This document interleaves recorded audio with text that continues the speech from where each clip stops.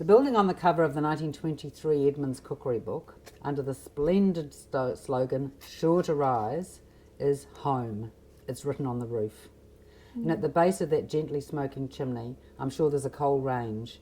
And inside the range, a batch of light and tender scones, or maybe a lofty sponge cake. The secret of their success, baking powder. In 1879, Thomas and Jane Edmonds set up their baking powder business in Christchurch. Thomas was 21.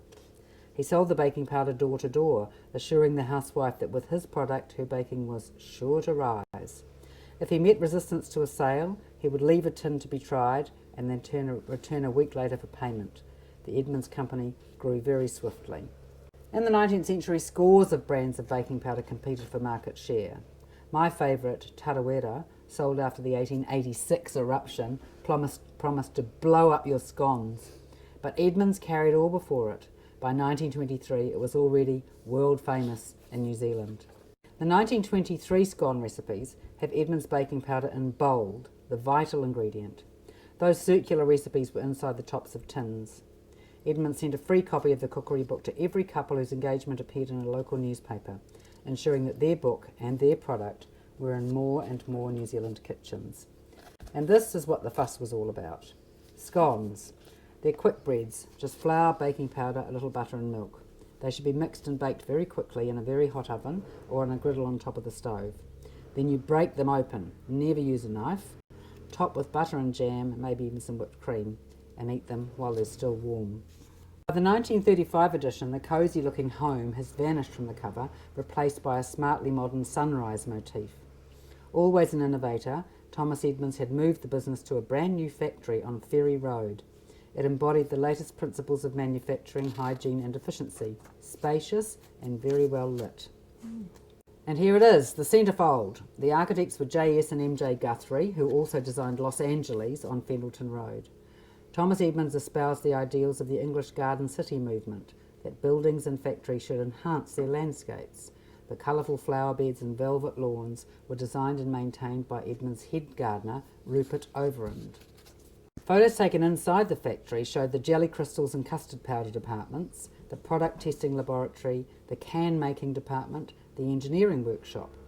And here is the baking powder filling and labelling department. 2.5 million tins annually. In New Zealand, in 1935, New Zealand had 1.5 million people. In 1952, the factory and gardens remained on the centrefold, but now a very pretty Enid Blytonish drawing of the model factory and garden, with a dinky little model truck coming down the road.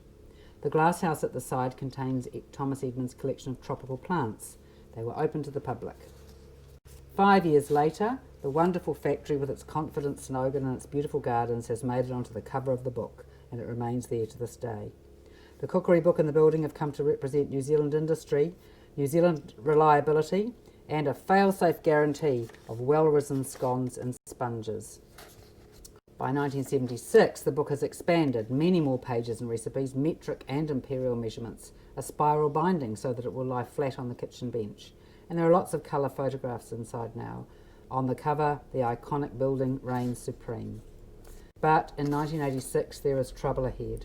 Now reduced to a rather clumsy drawing of a facade, in 1990, the building will be demolished amidst loud local protests.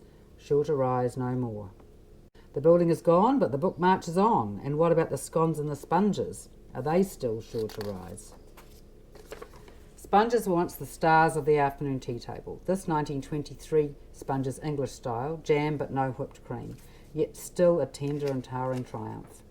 After 1957, scones remain popular, but sponges are struggling. They are no longer illustrated. I love sponges and I want to see them rise again. So over the next 60 seconds, I will tell you all how to make a superb sponge.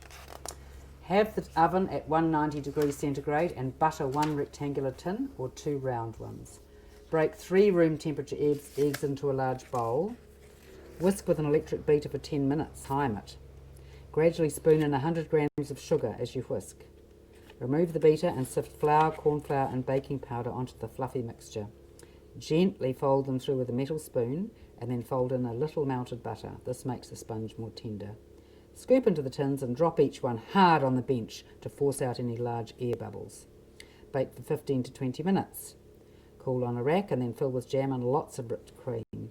Cut the rectangular sponge into halves to do this. Sift some icing sugar on the top, and that's it. A couple of personal digressions. In the baby boom years of the 1950s, children's party food arrived in the Edmonds book. This delectable spread is from the 1952 Enid Blyton edition. I remember it well. I wanted to make all these fanciful and enchanting frivolities. They probably tasted awful, but they looked so pretty. In the new edition, I asked for a wraparound cover illustration with some of that 1923 charm. And in this way, the now legendary building lives on in New Zealand kitchens. The gardens in Christchurch still exist, tended by faithful volunteers. It was a pleasure to work on this national cookery book, since it embodies a long and honourable tradition of New Zealand home baking. Sure to rise.